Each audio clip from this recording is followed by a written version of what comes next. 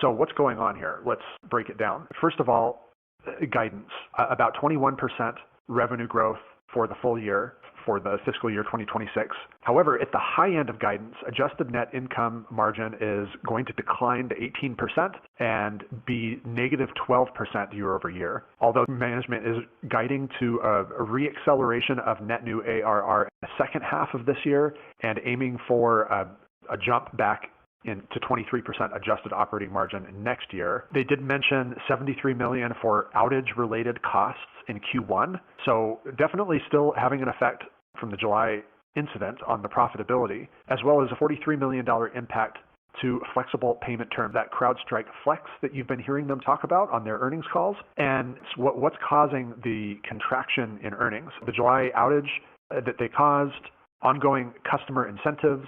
Palo Alto Networks calls this platformization. It's ongoing consolidation of the cybersecurity market. CrowdStrike is calling this their Falcon Flex plan. They're giving away free product to try to increase the adoption of their new cybersecurity modules and AI features. And these two things together are putting pressure on margins because they're ramping up not just R&D, but also sales and marketing of these products. Some of these that were talked about on the call: exposure management there in the bottom right of the slide, data protection, and then CM, software security incident and orchestration and observability. They compete with companies like Splunk, Elastic, even Datadog.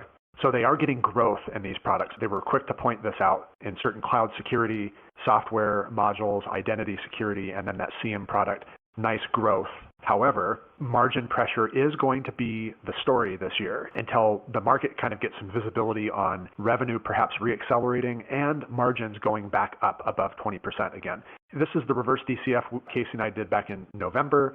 Stock price was about $343. It's not much different this morning. I think we're just a few bucks under where we did it last night. Market cap of about 90 billion.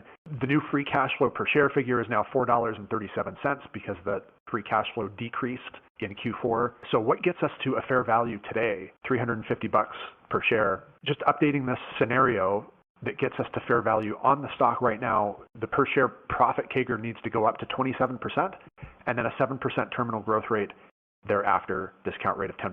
That's what gets us to fair value of $350.